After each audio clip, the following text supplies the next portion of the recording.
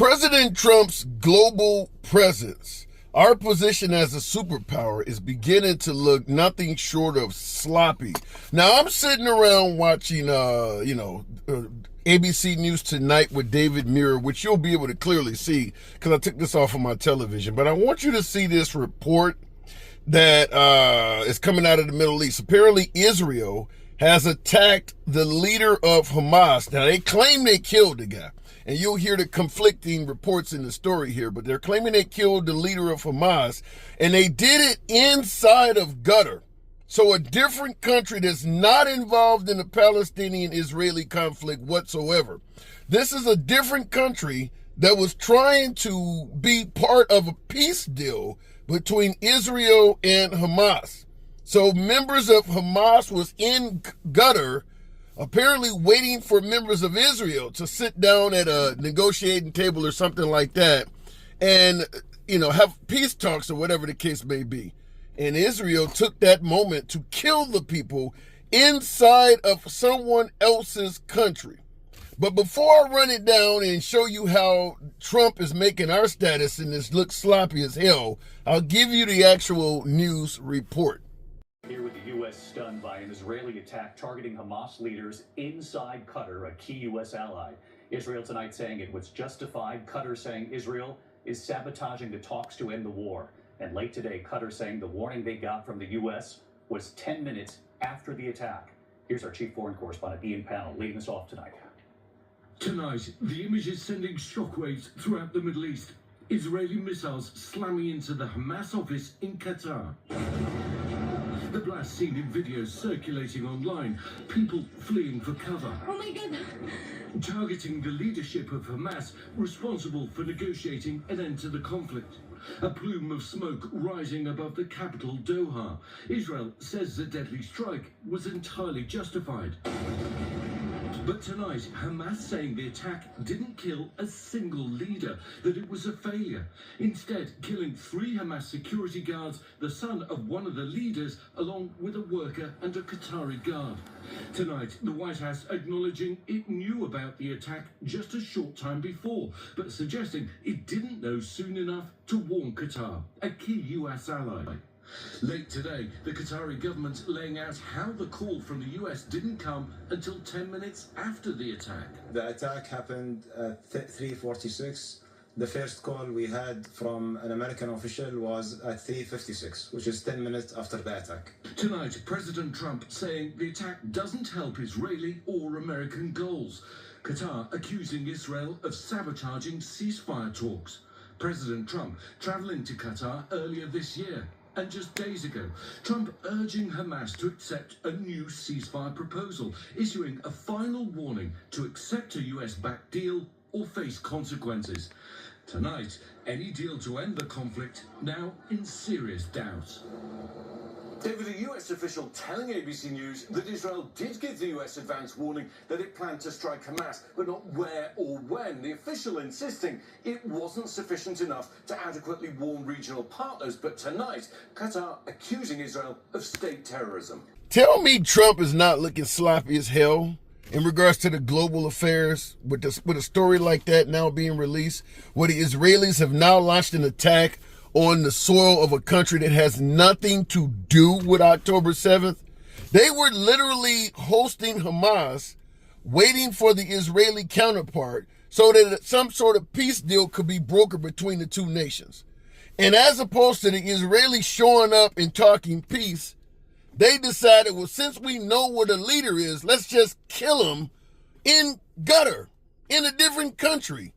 Ended up as, now Hamas is stating they didn't kill any damn body of significance. They actually, according to Hamas, killed a couple citizens of Qatar. We'll see how that comes out. But by the way, that could be a war crime in itself, or an act of war, to kill individuals in a country by missile like that.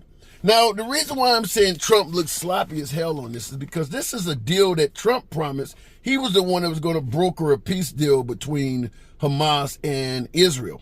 I'm going to tell you flat out, I don't understand why Hamas would ever try to broker a deal that the United States is involved in. First, you got President Trump talking about taking over Gaza and making it the Riviera of the Middle East. He is quoted as telling Benjamin Netanyahu to finish off the Palestinians, finish off Hamas. Why the hell would they broker a deal with President Trump? He's not a neutral party. One day you're talking about you're going to broker peace with us. The next day you're threatening us on behalf of our enemy. I think everybody knows that if some sort of peace deal is brokered between Israel and Hamas and the Palestinians, that if Israel breaks the deal, the United States is not going to punish Israel. America does not make a neutral party in this whatsoever. So I don't understand why Hamas or the Palestinians are even willing to talk peace if it involves a United States person moderating the deal. Because Trump has made several statements to show that he is pro-Israel and anti-Hamas, anti-the Palestinians, up to and including talking about taking their land completely. We're going to own it and make it the Riviera of the Middle East. Why would you negotiate with a guy like that? That's what I'm saying. This is sloppy as hell because President Trump has taken multiple sides on all of these conflicts. Not just the Israeli-Hamas conflict, but the same thing with Russia and Ukraine. He started out as president blaming Zelensky. You ain't got the cards. You're flirting with World War III, blaming Ukraine for the war. Then he came around, started favoring Ukraine and threatening Russia. Russia didn't follow or heed to any of his threats. Then he went back to criticizing Zelensky of Ukraine. And now, last I checked, he is threatening to impose strict sanctions on Russia for nearly the half-dozenth time. He's all over the place on this stuff. Hence the term Trump's global management looks sloppy as hell. The idea, as Trump states, that had he been reelected in 2020, none of these wars would have happened is unbelievable at this point. He has done a piss poor job keeping any of the participants under his thumb. Putin is obviously not listening to a damn thing he says. He obviously had an argument with Zelensky in the Oval Office, and Benjamin Netanyahu is just running wild. Benjamin Netanyahu is now bombing targets in a sovereign nation that has nothing to do with this. Now, according to the news story, the White House, via President Trump, is saying that they did know about the attack, but they just were not given enough time to warn Qatar. Why is the United States involved in this? Why isn't the Israelis suggesting that, we're going to do this in your country, we're giving you the heads up because we know what the leader of Hamas is? Why is America involved in this shit?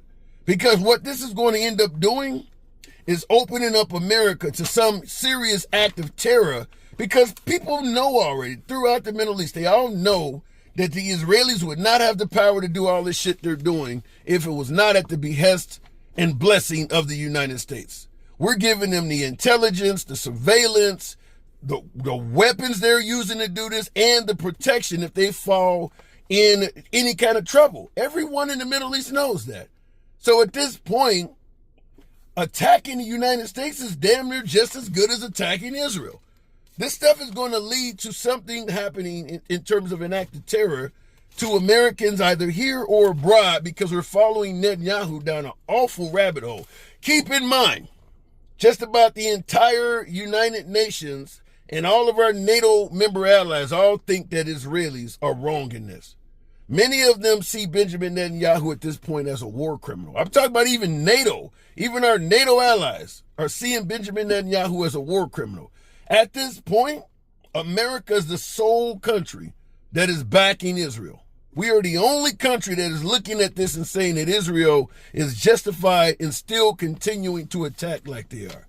So understand that many nations are now going to start looking at America as if we're just as guilty as what they're doing there. Now, Qatar or Qatar, keep mixing the name back and forth, Qatar is saying that they now view Israel's actions as an action of state-sponsored terrorism. You blew up a structure in a country that had nothing to do with your event. So Qatar has a right to complain. Certainly if some of their own citizens was killed in this surprise attack by Israel. You've seen the spokesperson for Qatar state that they received a call at 3:56 from America 10 minutes after the attack had happened. Now, I told you earlier that the White House claims that they were told an attack was going to happen, but the Israelis did not say when or what time or anything like that. I'm going to tell you flat out, I don't buy that. I have to put the map on screen of the distance between Israel and the nation of Qatar. But there's no way in hell I believe that they launched that attack and Americans did not know that was happening. We're controlling most of the intelligence and surveillance in the Middle East in that region, certainly over Israel right now. There's no way in hell I'm going to believe that America did not know Israel was about to do that. Let me know in the comments, what do you think? Do you think Trump is telling the truth? That Israel did this on their own and America had no clue at all what they were about to do? Because according to the news story, Israel told us they were going to launch an attack. They just didn't tell us when or where. I don't buy that because we got too many assets in the region ourselves. We got assets near and probably in Qatar. So you can't just launch a fucking attack and not tell America. I don't buy that. I think that Trump is trying to separate himself from something that looks awful that Israel has done. He does not have the reins on Benjamin Netanyahu, just like he doesn't have the reins on Vladimir Putin. These guys are running rampant, which is why I keep adamantly stating this whole claim that if he was elected in 2020, these wars would not have broken out, makes no sense at all. You're not controlling these guys. They're doing whatever the hell they want all over you.